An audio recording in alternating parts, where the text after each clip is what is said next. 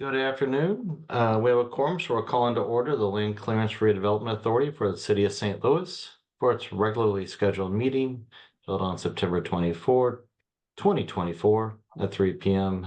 via video conference. May we have a roll call, please? Commissioner Jones, not present. Commissioner Koenig, Present. Commissioner Spencer, Present. and Chair McBride. Present.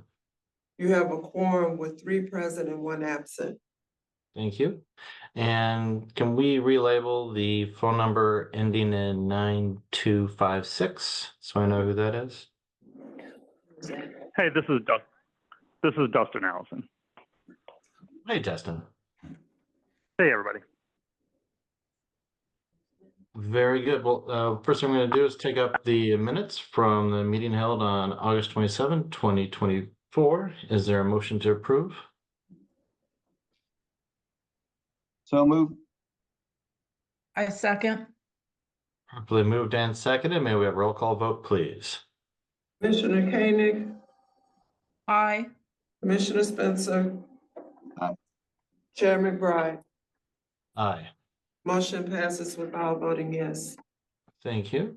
President Richardson, I think we had a presentation slotted in for this portion of the meeting. Is that correct? Yes, we did, Chairman McBride. I really appreciate the opportunity to be before the LCRA board this afternoon. I wanted to provide an opportunity for Chris Bedell as well as Maxine Clark. Is Maxine on as well? I think she's having some technical difficulties. I apologize. Give me 2 minutes. Sorry. Okay. Well, I wanted to make sure that we provided an update on the Delmore Divine project. Again, no request from the board today, but I know Maxine, she wanted to provide an update on the progress and the impact of that project, and as she's looking to move forward with phase 2, providing a preview to this board.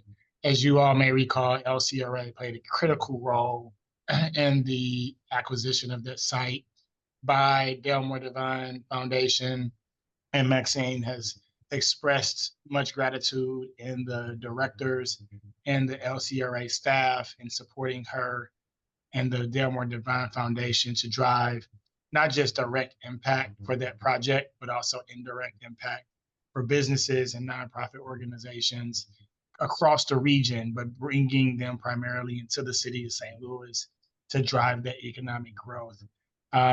Chris, if Maxine is still having challenges with getting on, maybe we can move forward. Yeah, I know. Resolution, and then we can come back if that's okay. Or just talk, Maxine. I got you on speaker. This is. Yeah. I'm sorry. Can you hear me? Is it? Yes, Ms. Clark, we can. If you just wish to go ahead. Yeah, I'm having, I can see all of you, but you can't see me. I got a link. I clicked on it, so I'm getting a lot of background noise. Maxine, turn your computer down. What? Turn your computer down. That'll get rid of the background noise. I can't hear what you're saying. Can you turn down your computer? Linda, Ms. now? Clark is in the attendees. Can we switch her over to Yeah, we're doing it. presentation? Okay. Maxine, I think that we might have another solution here. So we're switching you. Here, let's try this. Hang on. Here we go. There you go. There you go. Now you're on the other see side. you. So yeah, so There we unmute go. and we see you and you got the great Great. background of the Delmar Divine. Please proceed. Thank you. I apologize for that. The link that I got was just what I was clicking on. So thank you very much. I wanted to, I have a presentation, but I don't see how let me see if I can share it with you because it's really worth seeing. But if I can't show it to you, Neil, I don't know if you have it handy or can put it up. I sent it to you. I'm afraid if I do that, I will. Yeah, it does. I'll try to share it, Maxine. Give me a second. Elise, does Maxine have sharing authorities? Yes, she does. Okay, I'm trying here to get to it. 1 second. There you go. But I have to find it first. It's Christopher, see if you can do it. If you can do it, it'll be easier, I think, if you do it. I'm sorry for Yep, this. I got it. I got it. Okay, because I'm, That's okay. You'll have to stop sharing your screen, Maxine, so Christopher can. stop sharing. Okay, great. I apologize. That's okay. Thank you for allowing me to talk to you today. I wanted to, I realized it was almost 10 years since I had my first meeting with LCRA and Otis and the team about the Del Mar Divine. And while it didn't take the whole 10 years to get to be open, I had not stopped to say how much we had accomplished and all that this is about. So with the help of PGAV, we put together some quick presentation to show you. Christopher, go to the next slide, please. So just a little bit, about the Del Mar Divine. I'm going to go fast. I took so much time already. There's the original building. Then there's the newer building. And there we are at our ribbon cutting. Del Mar Divine is about nonprofits. I kind of got the idea from Cortex, but Cortex was for profits and decided that we needed to pull people together and also invest in a neighborhood that was really way beyond what was time to be invested in. I had been working in the KIPP school right around the corner from this hospital, and one of the neighbors suggested I look around for a house to buy, and I found a really big one. And we started on this project in the spring of 2015. Next slide, please. Again, the project, we opened in 2021. In the fall of 2021, we moved our first tenants in, and you can see phase one there. Phase one was about a $90 million project. It's made up of 150 apartments, offices for about 33 nonprofits, 5 retail components, the restaurant, the deli, the pharmacy, the urgent care, and the Edward Jones, which were much needed amenities in the neighborhood. The neighbors told us what they wanted, and we built those things into the system. We also have a lot of conference space as well. Next slide. Here's some of the tenants. You're probably familiar with many of them. One of the great things about pulling all these people together is we've been able to really help develop these organizations even more so than they were before. And last year, they saw an 8.8% increase in funds raised, beating the national average, which was only 1.9%. We are bringing funders to the table as well in different events that we have, and our tenants are meeting those high standards that they have. So also high on collaboration. We have the 33 nonprofits and 870 employees that come to work in those nonprofits just about every day. Next.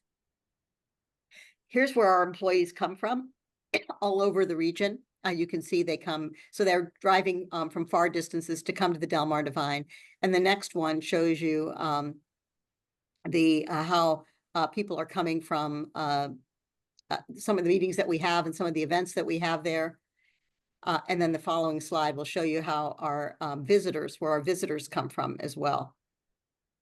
So we're really drawing from a wide range of the region into the area where people are coming and having at lunch, buying at the pharmacy, using the bank, as well as other amenities that are in the Del Mar and Maker District area, Del Mar Main Street. And we're working together with those organizations to bring more as we speak. Our visits are going up dramatically. You can see that in 2023, which was our first full year open, with everything open, we had 142,000 people came in this year over the same period last year. A pretty strong increase of people continuing to grow every day. Next slide. And conference room utilization, we are providing almost always free space to our tenants, of course, but then to some of their partners as well. And then other people that want to use our facilities do pay us a fee to use those spaces. Next slide. In summer of 2022, late summer, August, we opened up the apartments. They are 150 apartments, mixed income. I believe there's about 15% that are low income. Currently, they're 95% leased and have 187 tenants. And I think it's a really wonderful property right in the center of the Del Mar, between Washington University and the Washington University School of Medicine.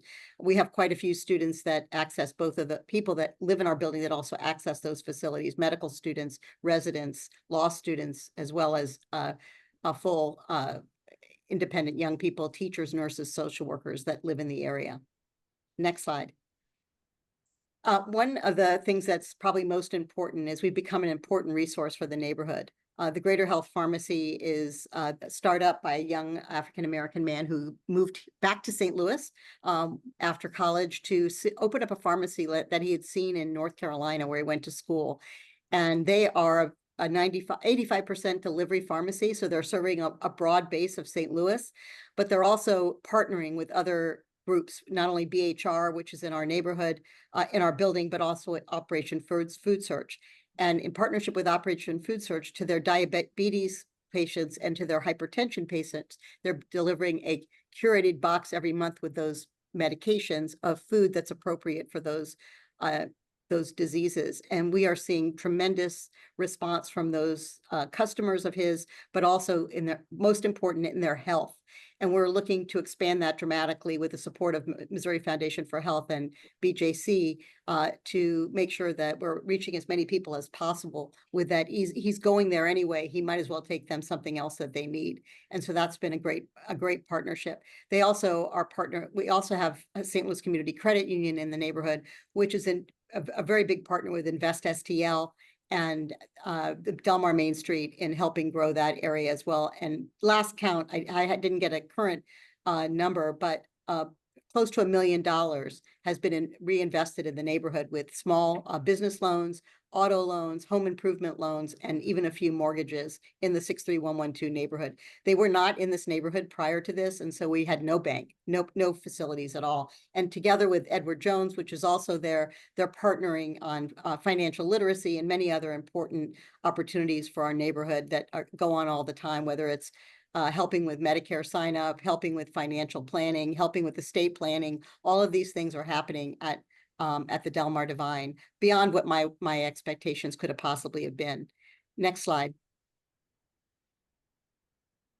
So when we started in 2015, I just wanted to put this little map. It's not that easy to tell, but KIP was here and Better Family Life had just opened up.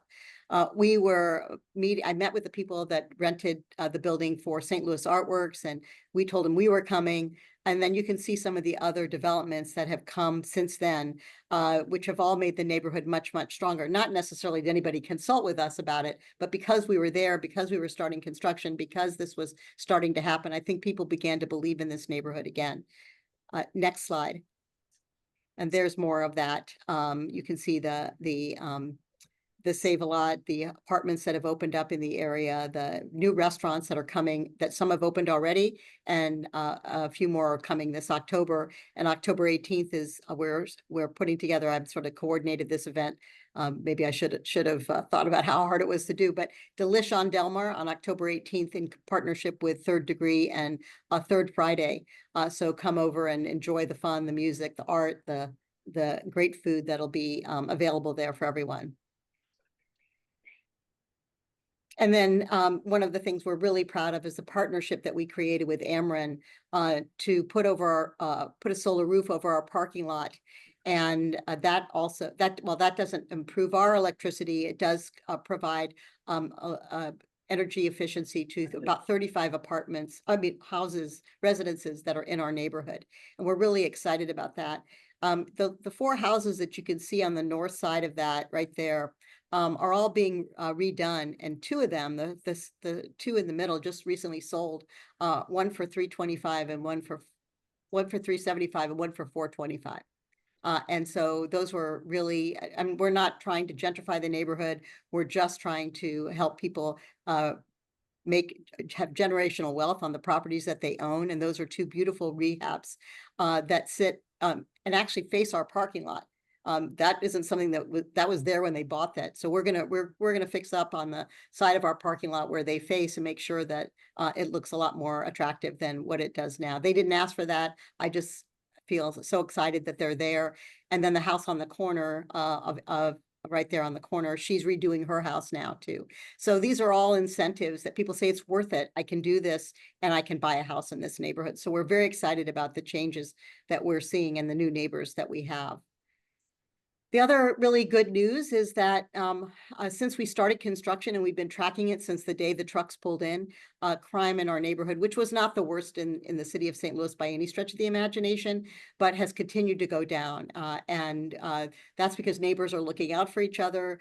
People are supporting each other, and our parking lot, which is in Visitation Park, you can see is on the right there. But we're really proud of how everybody is supporting each other. And during constructions, neighbors would call me and say, I just saw somebody who doesn't belong in the building, walk in the building. So we could deal with that. There have been incredible neighbors to us since we started, and everybody's been looking out for each other the way it should be in a neighborhood. So the really good news is how much we're contributing to the economic impact of the community.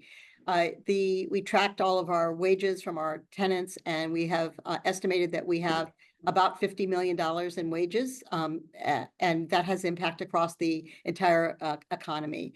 This is really important. There's that level of economic development brought 151 additional jobs, and additionally 32 million of economic output. And that's just in the last year. It continues to grow, and we're very excited about how much more. That was last year. There weren't exactly 870 people, but now that there are, we know this number is increasing. By the way, just so you know this, our leases for our rental space and our offices are 5 and 10-year leases. Our anchors, our large tenants, have 10-year leases. So this isn't going away. This is going to stay solid. And then in phase 2, which is coming up next year, we expect it'll be about $38 million to redo the prior nursing school and the gymnasium into more apartments, and 81 apartments. And then there'll be more office space, which we're desperate for because we have a waiting list for our space. And we want to round out and bring some other agencies that we don't have. Senior services, for instance, we don't have any agencies that are in our tenant base. We don't have any people that work in the criminal justice work. We have some opportunities for more education and even more people, mental health and mental health care, not necessarily just the services. We have Mental Health America and BHR, but to have real providers in our building as well. The construction of phase 2 of Delmar Divine should directly support, 308 jobs and then 52 additional jobs, but about 48 million of total economic activity. We expect this will start sometime in the late first quarter or early second quarter of next year. And one thing that we're excited about in this, that is the gymnasium that was part of the nursing school that's on the far west side of the campus, is we're going to reopen. We're going to try to retain it as the space that it is as a gymnasium, and consider what other neighborhood activities, after school activities, sports activities we can bring to that area. We've had a couple of inquiries regarding a gymnastics studio, also Circus Harmony, and a few other after school basketball and some other programs that we think we can accommodate in this space. So we're definitely looking at that as one of the opportunities, rather than just turning it into community event space. It can be really specific activity space that will bring something to the neighborhood that we don't have right now at all, especially when the Demetrius Johnson project on Union, when he passed away, those activities that were going on there are not going on anywhere. And it's possible that we can retain some of them in our space, in our gymnasium space that we will be restoring. Yeah, thank you. I'm sorry. I don't want to. I know I've got to go. We're done. We're really done. No, I just want to thank you can share that with everybody, but I just wanted to say thank you to everyone. This has really been this is joyful work, and we're looking forward to completing it with your support. Neil, thank you for letting me have the time. I appreciate it. I'm sorry for the technology problem. I didn't have the right connection. All good, no problem, Maxine. That happens all the time when we invite guests to our virtual world. Sometimes they're not always included as a panelist, but I want to commend you for your work. And I also wanted the LCRA Board of Directors to hear directly from an organization and developer that's been personally impacted and brought your mission to the city and been able to create a strong impact through the investment in partnership with LCRA. So, a lot of times we, review development plans and development proposals. We, approve the incentive for those projects, but not always get to see the final product or the future plans. And so I want to thank you again, Maxine, for your You're great work. welcome. And Chairman McBride, I'll pass it back over to you for yourself or for others to ask questions of Ms. Clark. Thank you. No questions at this time, but thank you for the presentation. Any questions from the commissioners for Ms. Clark? Thank you for your investment and the time you put into it. Doesn't happen overnight. Thank you for bringing that building back. You're welcome. Thank you. Very impressive progress. Thank you. We're really excited about it and know that there's more to come. Very you, guys. good. Okay. Appreciate it. Thank you, Thank you Chairman very McBride. much. Thank you. Thank you. All right, we'll move on and take up resolution 24 LCRA 10874, relating to, let's see, designating MGA 4709 Delmar for redeveloper. Zach, you can walk us through that, please? Yes, sir. This, we're designating MGA 4709 Delmore LLC as developer for the property at 4709 Delmar Boulevard. 4709 Delmar Boulevard is in the Taylor Delmar Page Kings Highway redevelopment area that was established back in 2017 by the Board of Aldermen. That area allows for up to 10 years at 90% for developments that fall in that boundary. This project we're designated developer, the 4709 Delmore LLC. It scores very well on our community scorecard and fiscal scorecard.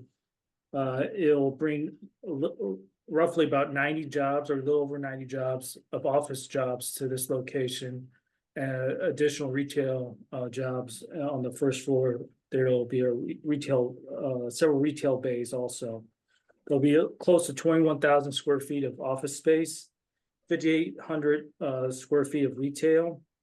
I have Andrew Knopp who will go over this community scorecard, and Jake Never go over the fiscal scorecard. Again, this is a quality jobs. It's a law firm that's moving to this location, and we're very excited. So I'll let Andrew go first. All right, so we end up with a score of 57. I'm not sure if materials you all got before showed 62. We made a kind of last minute change. So we do get to 57. It's still in the same tier, but just want to point that out. And sorry for the change. So it's located in Economic Justice 1 index area. So obviously high need, high opportunity area, 30 points for that. The big job creator. So as Zach mentioned, it's expected to create 98 office jobs, well paying, and then 30 additional retail jobs. So 9 points for the job creation. It's a vacant building. It's been vacant since about 2021. It's also a historic building built in 1925. So 5 points for each of those categories. It's nearly a $6 million investment. 3 points for that. There is a bus stop across the street, so 3 points for transit access. And they're planning to utilize state and federal historic tax credits. So 2 points for the outside funding. Gets to a total of 57 points. Obviously a good job to bring back a vacant historic structure back into use and create some good paying jobs in an area that needs it. So happy to answer any questions if you have them. Sure, Andrew. Do we know what kind of retail jobs are going to accompany the office jobs? I don't know, and I don't know if that's been determined yet. Okay, right now they're just white boxed bays for the retail. Correct, yes. Okay. I do, just to jump in for a second, I do believe they're targeting a fitness center for one of the bays, but I'm not sure about the other three. Thank you, Jake. Any other questions for Andrew on the community benefit scorecard? Andrew, on the scorecard, remind me, do you get to a certain point and not add additional points? I know I've asked that, months past, but the quality job seems like something that would be applicable there. Yeah, so that was actually the one change that we made. We would have counted it. Yeah, there is some categories where, you know, potentially if a project is uncertain if they're truly going to meet some requirement and they don't need additional points, that we won't give them the points just to not, you know, have them comply with something they're unsure of. But in this case, 98 out of 128 jobs is just under 80% of the job total. And so that's just why it didn't get quality jobs points in this case. I'd like just to point out, anything that scores on the scorecard goes in our redevelopment agreement as marks they have to hit every year with our compliance department. So if you go over 50 points and we don't think if you could score more, that was on the line, so we just took it off the scorecard. That makes sense. Point. Thank you. Any other questions for Andrew? Hearing none. Jake, do you want to walk us through let's see, what are you walking us through? The financial impact report? Sorry, I had a blank there. Sure, no problem. So just to expand on the real estate program a little bit that Zach mentioned. So in addition to the relocation of Stock Legal from the Central West End and those attorneys, the developer is also proposing this kind of legal co-working space. And I think this kind of gets in that gray area where we're talking about quality jobs and kind of jobs in general, because I think it gets a little hard to quantify, you know, how many attorneys you would have in that co-working space at any given time, and certainly a substitution effect about how many of those attorneys would kind of already be in the city anyway. So we did the financial analysis kind of at 2 levels, which I'll get into in a second. But the property is currently vacant. Base taxes are around $14,000 annually, real estate taxes. And we're projecting that to increase to about $20,000 during the abatement period, and then about $66,000 after the abatement ends. The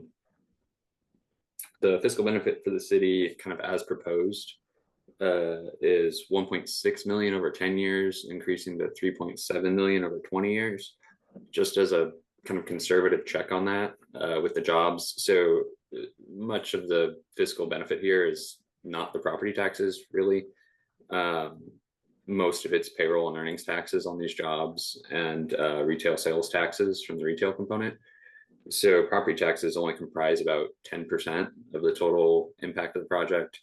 About 25% is retail sales, and the other 65%, so well over half, is the payroll and earnings taxes. So I ran a secondary check on the fiscal benefit, just reducing all of the jobs numbers by 30%, just to be kind of a conservative floor. And so that reduces the fiscal benefit to the city from 1.6 million to 1.28 million over 10 years, and over 20 years, it decreases from 3.7 million to 2.97 million. So I think realistically, we're probably somewhere between those two bounds. Fiscal benefit to the schools over 10 years is 160,000, increasing to 673,000 over 20 years.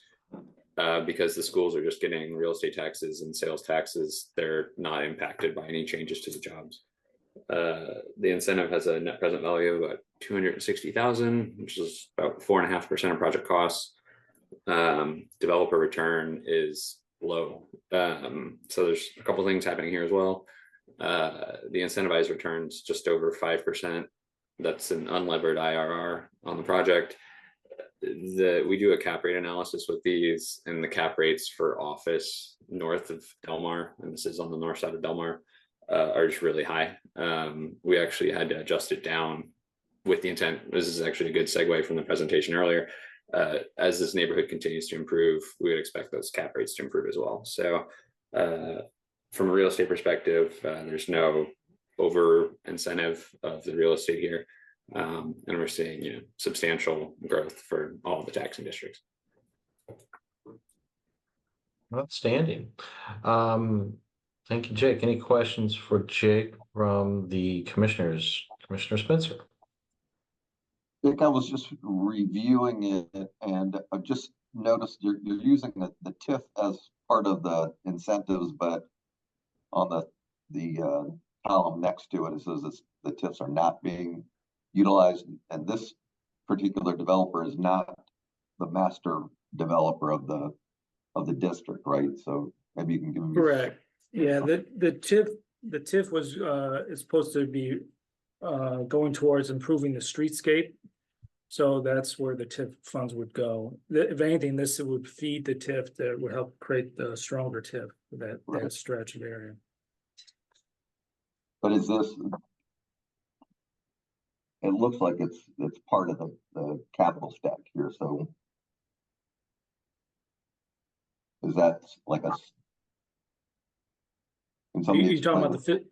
the on the million, fiscal- the 1,090,000? I got my class. Yeah, I apologize. I score think for- that's yeah, I think that's actually an error on my part. I think I just forgot to change the label. There's a couple of those. That's happened. Yeah. Okay. Yeah. I apologize. The template was bad. I can dig into it in a minute. Yeah, there's no TIF funds going to this project. I didn't think so, and that's why it stood out to me. But you did mention some other kinds of incentives they were using, right? Is that what the million is?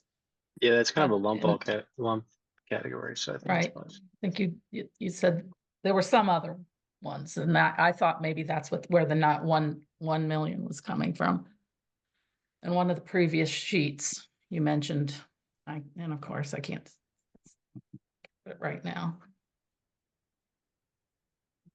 If he's got the sources to be able to come up with enough funding to make this project happen, that's really what I'm concerned about. I just didn't know where, what line item that was coming from. Thank you, Jim.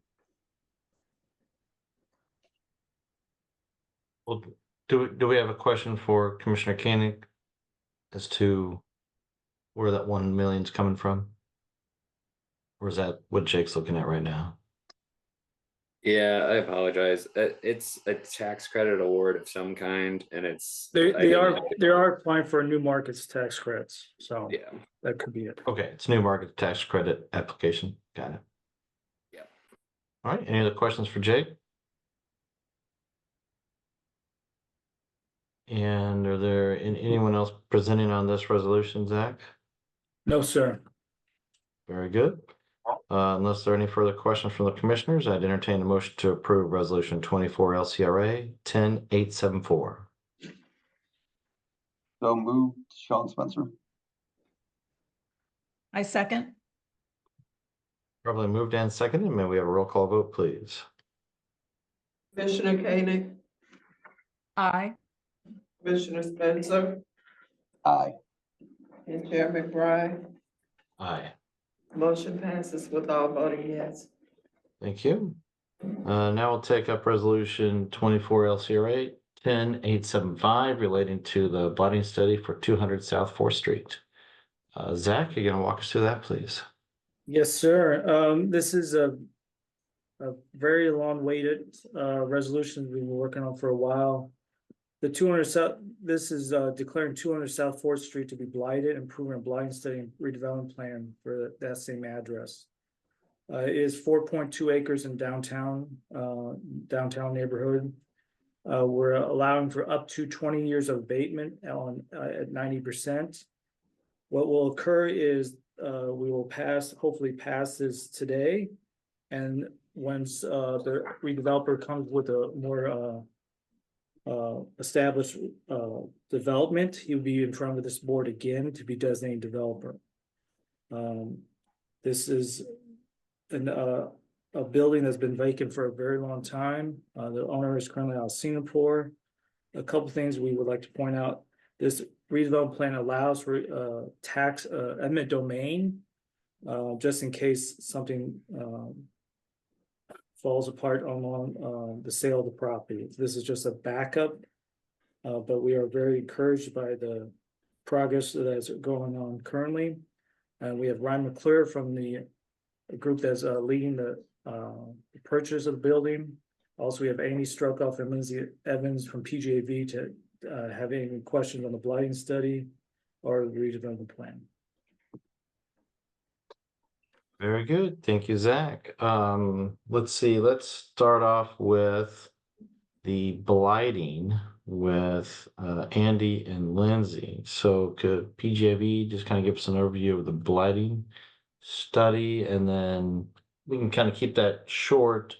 Then we'll bounce over to Mr. Allison, Mr. McClure, and then if there's any questions they have from PGAV in light of all that, we'll come back to you for more clarification. So Andy and Lindsay. Thank you, Chairman McBride. Good afternoon, everyone.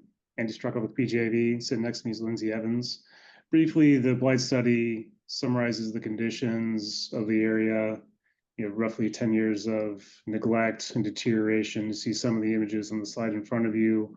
There are several images within the document as well that show how the property is deteriorated on the outside of it, and also internally, showing water damage and sanitary and unsafe conditions, as well as deterioration. Also, the study talks about economic underutilization, how the property being vacant and not productive to the St. Louis economy and also to the downtown neighborhood. Kind of sucks the vibrancy out of the neighborhood, especially in this very prominent location. And part of the St. Louis skyline creates a certain amount of economic depression around it. The study talks about that as well. So in light of the definition of a blight area in the LCRA law, our determination is that this structure, this property meets all the qualifying criteria as a blighted area.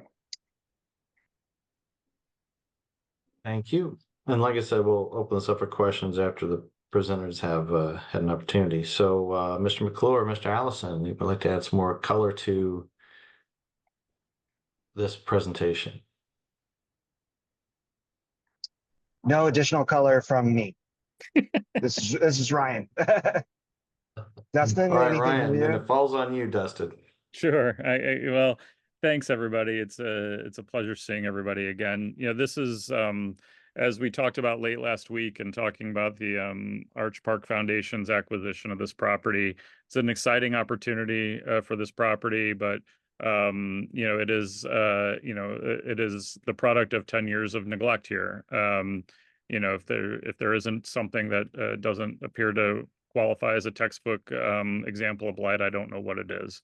So we're excited to finally be moving forward after a number of years of kind of behind the scenes efforts between Ryan and myself to try to move this along. Here we are today, and we're happy to answer any questions that you all may have. All right. Then with that, we'll open up for questions from the commissioners. Commissioner Spencer, you're on mute. Thank you, Chair McBride.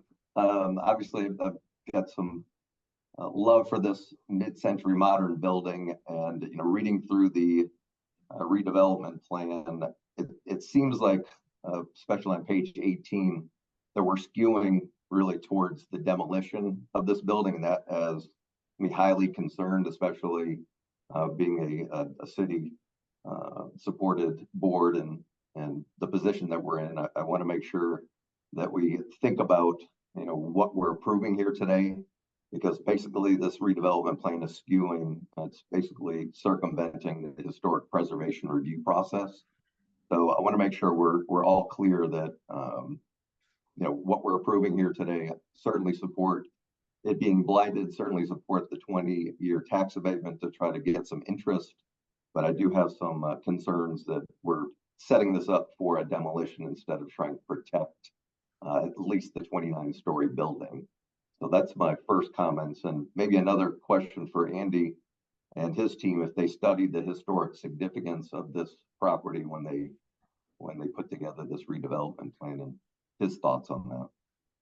Yeah, we certainly did. We spent a lot of time thinking about the existing context of the property and also the historic context, thinking about the urban environment that was there before this project was built and thinking about its life afterward. The hotel began its life in 1966, is that right? 68. And then that was the main tower, and then the second tower added later. And yeah, I think it's which, you know, I feel like it's debatable whether it's a good example of mid-century modern architecture. I feel like, but being said, we did think a lot about that, and we did put some information in the redevelopment plan about the historic context of this area and the neighborhood, and, you know, potential thoughts around the future for this project or for this area. And I'll follow up on that if I can, Sean. The goals of this redevelopment plan is really just to outline the strategic principles that this site should accomplish. It's not to determine how the site accomplishes that or requiring that demolition would happen in order for those things to be accomplished. I think there are plenty of ways that this site could save the historic questionable structure at the same time as establishing some strategic principles that would be much better for the city and the region.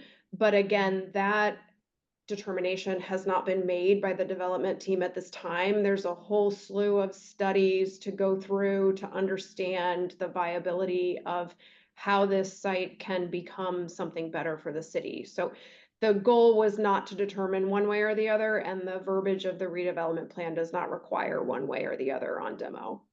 Yeah, and I did notice it does state, you know, rehabilitation is an option, but when you clearly say instructs demolition approval to be allowed for any facilities or structures in the redevelopment area, that is a pretty strong statement under the current local historic preservation designation. So I'd feel more comfortable if we could, you know, change some language in that redevelopment plan to protect, or at least, you know, protect it until it's proven not financially feasible to be redeveloped. You know, the problem here is that it doesn't have any protection because it's not a single property nominated merit building for the historic tax credit program, which would be two, you know, very important ways to get a project like this redeveloped. That, in addition to brownfields, in addition to tax abatement, I think, you know, you could probably get some people interested in redeveloping portions of it. The other part of this redevelopment plan, looking through it, is the connectivity. You know, that we have. Before we go to the connectivity issue, I see President Richardson's hand raised. Do you want to speak upon the redevelopment, or is it better to take up after Commissioner Spencer? I can wait after Commissioner Spencer gets through his remarks. I think I can share some of the detail and feedback around the connectivity and the vision for the parcel and the community engagement that's going to be necessary for us to move forward here. So I think I'll yield back to Commissioner Spencer. Thank you, Chairman McBride. Absolutely. Just trying to keep everybody on easily digestible portions. Commissioner Spencer, please proceed. Just quickly, you know, the building is on the north side, so the connectivity, the redevelopment of the rest of the lot, it's 4 acres. This building might be taking up a quarter of that. I think there's potential for additional development and making the connections that we all want to see by preserving the building. That was my last comment. Thank you for listening. Absolutely. Commissioner President Richardson. Yeah. So thank you, Chairman McBride and Commissioner Spencer. I definitely acknowledge your concerns and as well as your experience with the building. I think, you know, there's been several different sets of feedback around the site itself and what it could be used for, and what's laid out in the redevelopment plan is really creates the opportunity as we are conducting community engagement in partnership with the Gateway Arts Foundation, with Greater St. Louis, Inc., to help accelerate that path forward and not limit the options that are presented to us. I think some of the concerns that we would have if demolition is not considered is we would be limited in what this prestigious and prominent site at the entryway to the state of Missouri can be. And I think we, in this moment in time, would like to have the authority to move forward here of removal of the blight for us to go out in partnership with Gateway Arts Foundation, with Greater St. Louis Inc., to find a world-class developer to bring prestige back to this area and vibrancy back to this site, and not including that possibility or that option for demolition, I think would greatly limit our ability to get the most innovative ideas for the community to even consider.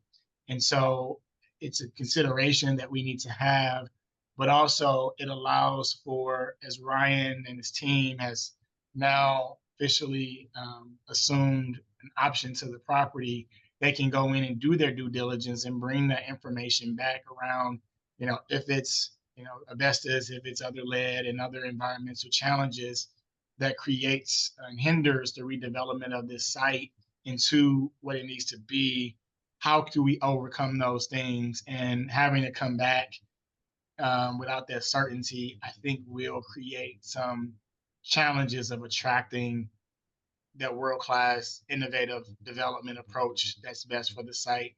But we are committed to working with the community and engaging with them to understand what's best for us all. And that demolition option allows us to be more innovative going down the road. So I just wanted to state that, we are keeping all things in consideration here.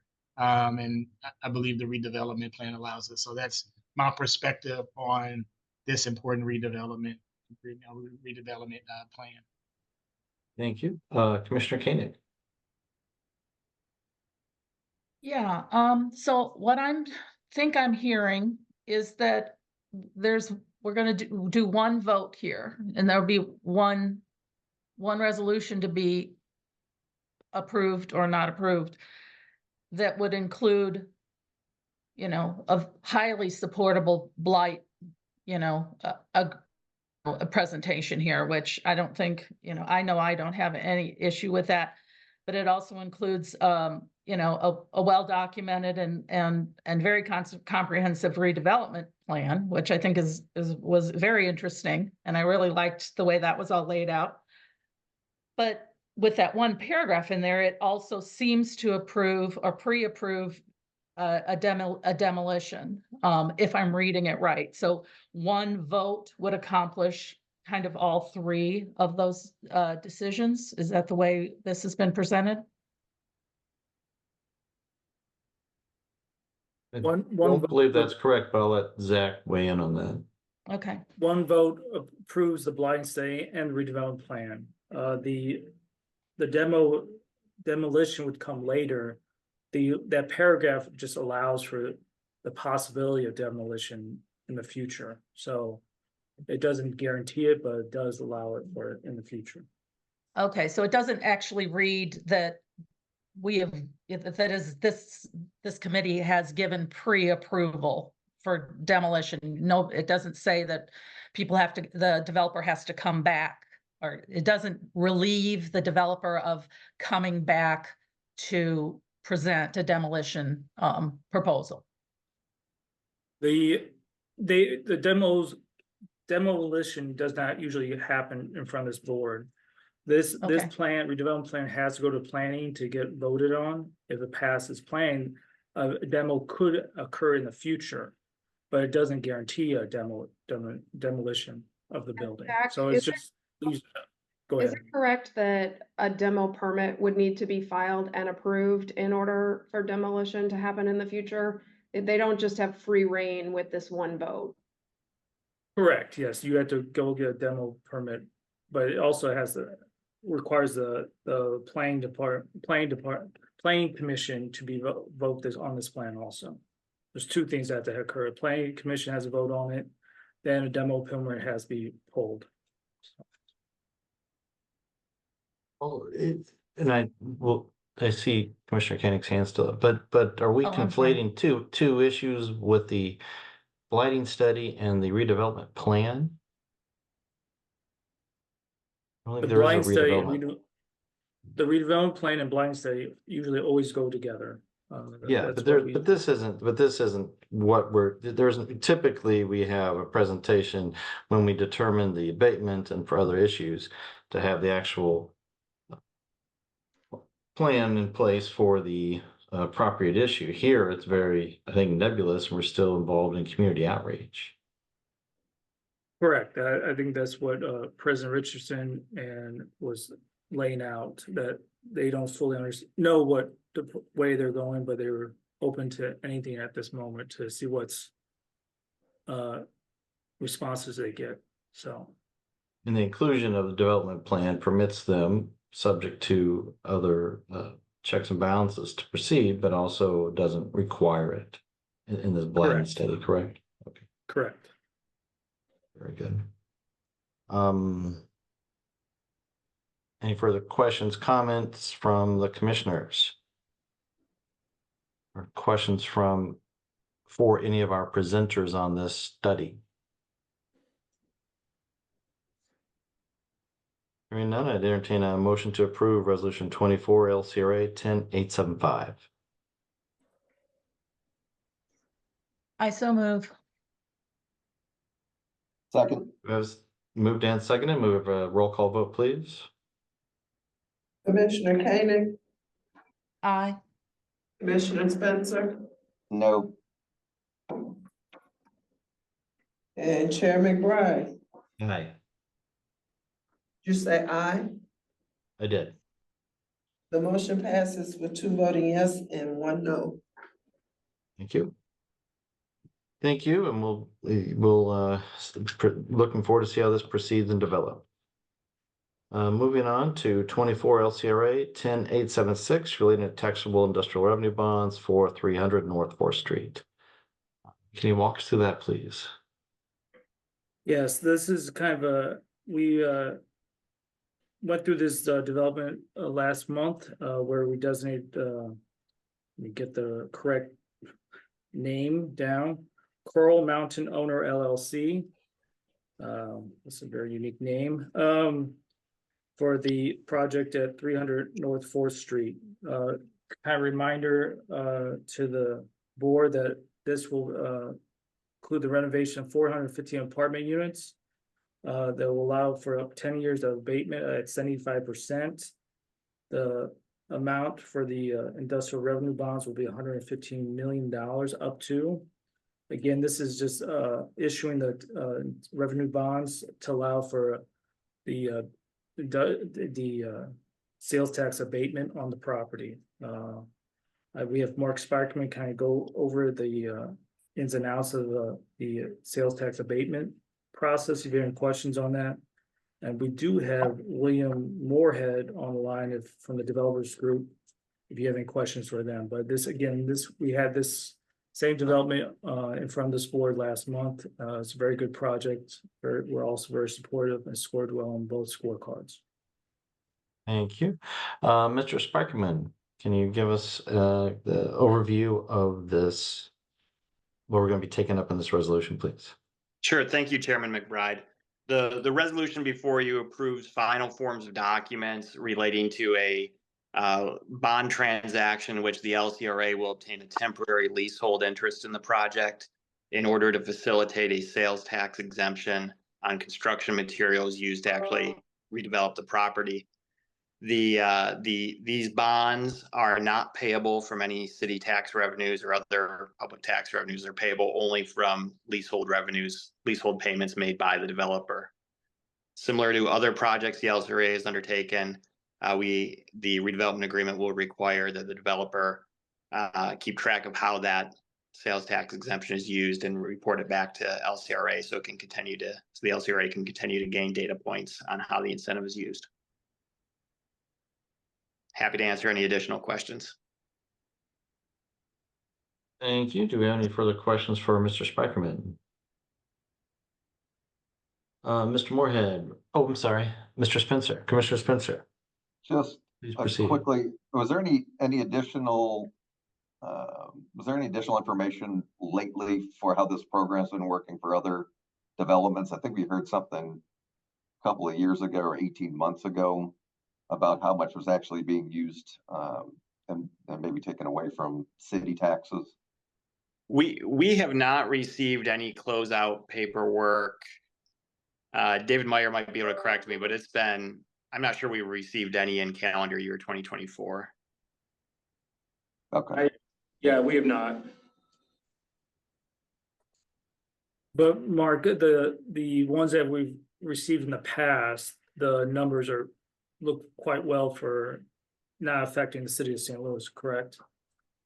That is correct. They've ranged, I think, from a low of 2 or 3% of total incentive amount to maybe a high of about 20%.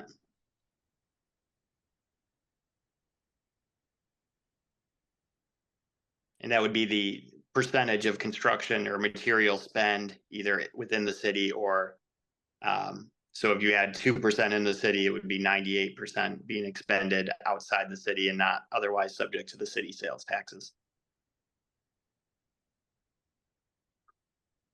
Thank you, Mr. Sparkman. Anything else from Mark? Seeing nothing, Mr. Moorhead, you anticipated my next item. If you could give us any updates or further developments in the project, please. Yeah, of course. Good to see everyone again. Not much has changed in the last month. We are just working towards some financial deadlines in order to secure final steps of financing. But other than that, we're working with contractors as well to try and hone in costs as much as possible. But I would say those are two of the main big ticket items that have been we've been working on since last time we all spoke. Very good. Any questions for Mr. Moorhead from the commissioners?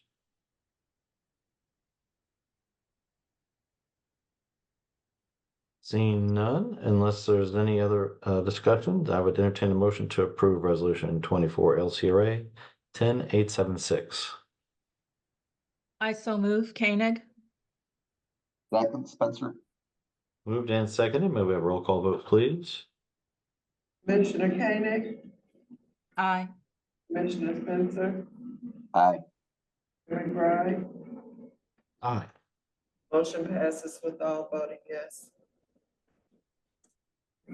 Thank you, and good luck on your project, Mr. Moorhead. Thank you. Thank you, everyone. All right, we're moving on to 24 LCRA 10877 relating to subrecipient agreement with the CDA.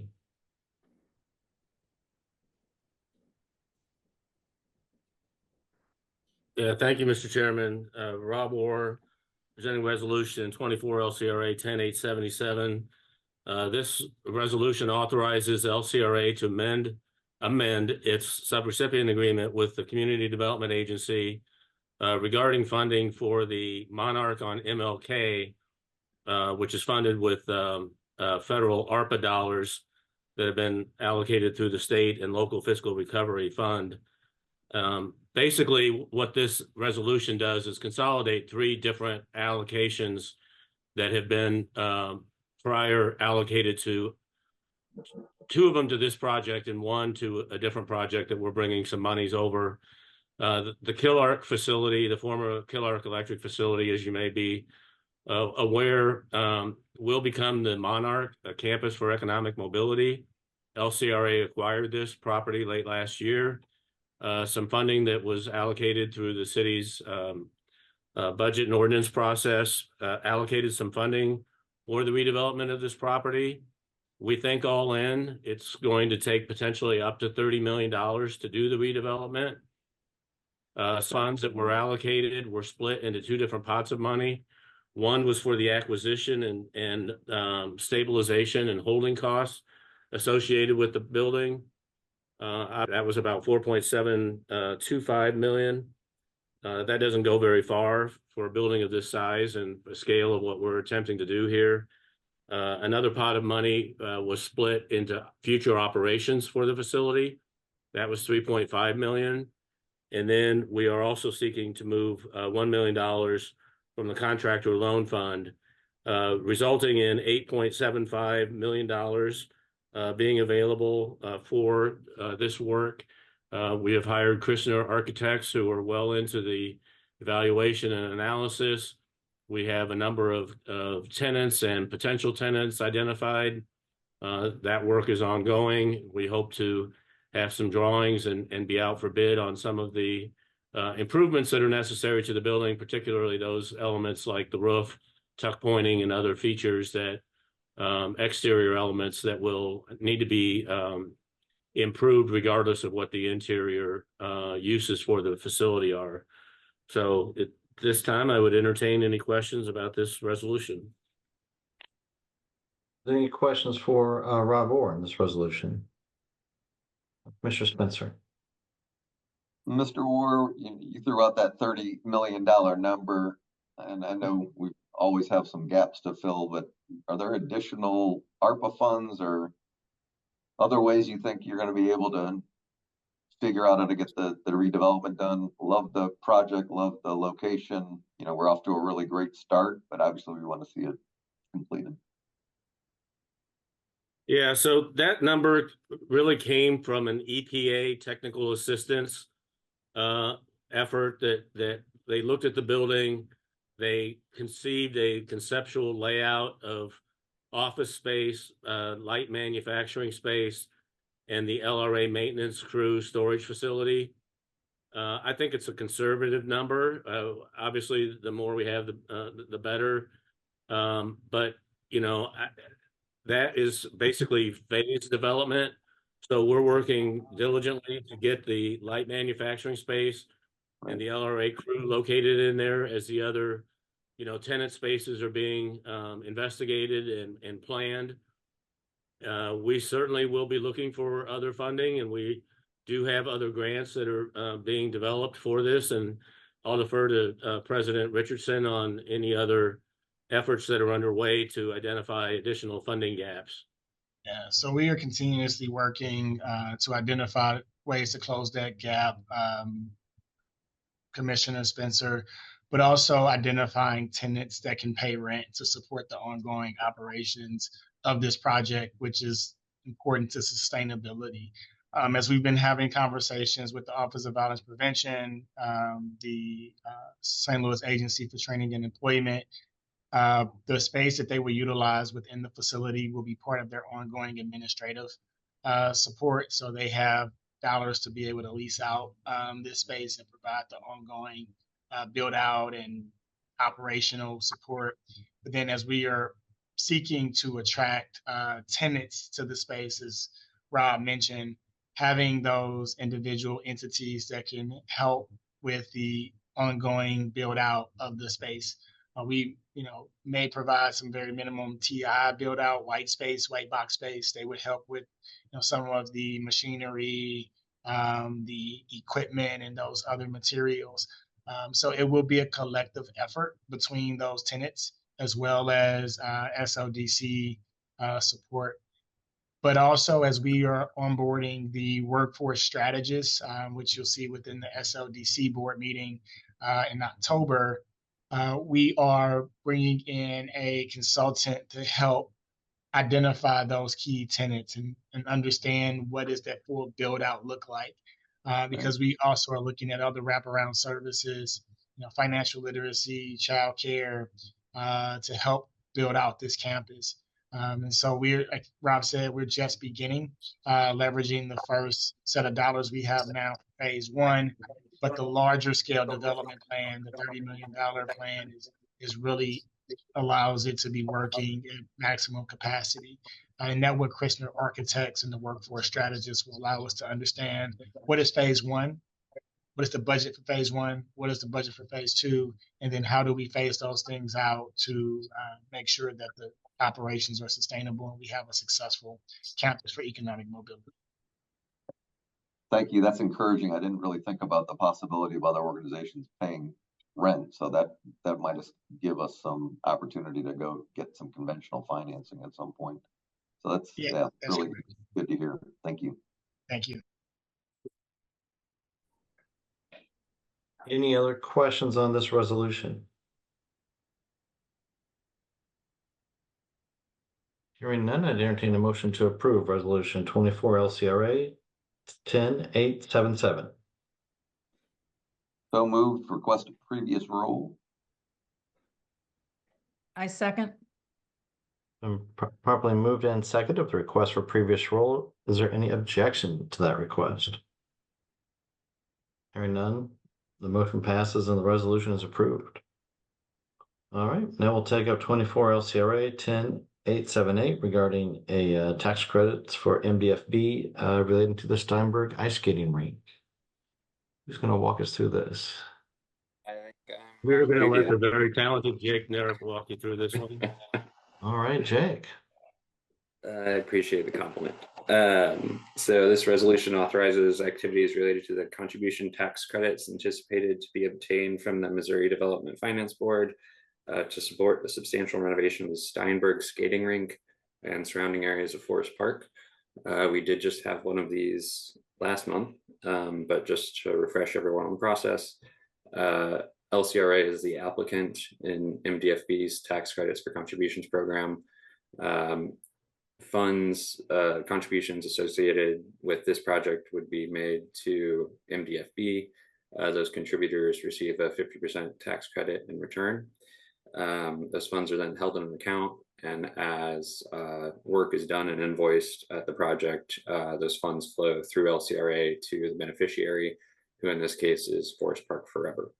LCRA does not expend any of our own monies in this process. We're just a pass through, localize on the project. We do take a application fee as well as an admin fee as well. So to provide, I'm happy to answer any questions on that process, but to provide an overview of the project in particular, we have John O'Gorman from Forest Park Forever on the call. Yep, thanks, Jake, and thank you to the LCRA board. I'm really excited to have an opportunity to talk to you. I actually presented to the board about 11 years ago for a similar reason when we were doing about $30 million in improvement with the city of St. Louis in Forest Park. And we were able to successfully seek some of the state tax credits to incentivize contributions for some pretty gritty projects, including replacing roads and redesigning parking lots and rebuilding central fields. The project here today with Steinberg is, as the slide shows, the rink was built in 1957. It was designed at the time to be an all-season venue, but really for the last couple decades has only existed as a ice skating rink. The facility itself is really near the end of its useful life, unfortunately. With the rains we've gotten the last couple days, I'm sure it's completely flooded inside, and the building itself is all of the systems in the building are kind of on the verge of failing. What we're looking at is a project where we're aiming to put in over $80 million into the facility to refurbish the pavilion, to redesign the ice rink and make it into a more modern facility. It'll still have ice skating in the winter, but also to have activity throughout the year. And to do that, we have engaged in a very extensive community engagement process that we've heard from over 6,000 individuals in the city and in the region about what they'd like in this space. So this redesigned space will have a second story that has a restaurant. We have several different community rooms. We'll have ice skating in the winter, but also roller skating in the summer, a venue for festivals and markets, a splash pad for kids to cool off in the summer. And really, it's a much larger area than just the ice rink and the building, but it redesigns everything from Kings Highway on the eastern side up to the river on the western side. It's a total of a 22-acre site that'll get redeveloped here. Happy to answer any other questions. I did create a little slide presentation, but I really think what Jake's put together has kind of captured everything. I'd be happy to go through it, but I'm not sure that you need it. I don't know if we need it, but we need some assurance that there's still going to be bonfire capabilities there at Steinberg. We will have bonfires, and in fact, that historic bonfire area will be preserved. But we're also looking over by where the splash pad is during the winter to have some other mobile little bonfire areas over there as well. Outstanding. Any questions for the commissioners for Mr. O'Gorman? No, I think it's a great asset for the city itself. I do see that Commissioner Spencer's unmuted himself. I don't, and Oh. he's raised his hand. I was just gonna say, I hope you've got the donors lined up. And I do think that, you know, our position along these tax credit projects is a perfect use of this board and how you're trying to achieve your goals. So thank you. Appreciate that. Thank you. Any other questions or comments? Seeing and hearing none, I'd entertain a motion to approve Resolution 24 LCRA 10878.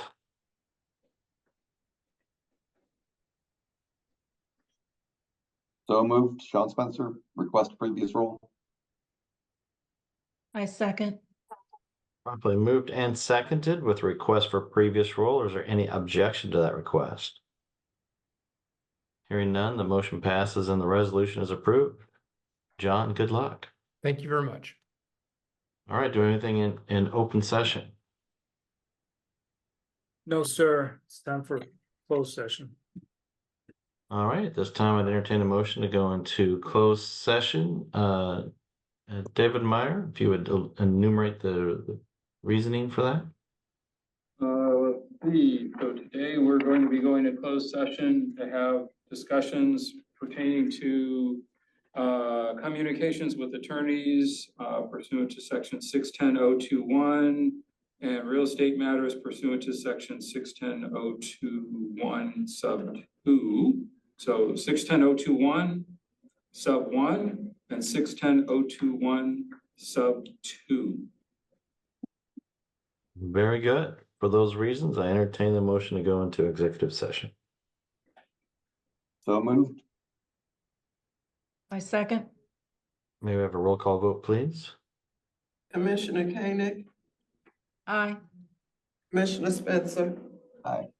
and Chair McBride. Aye. Motion passes with all voting yes. Thank you much. And at this time, we'll go into executive session.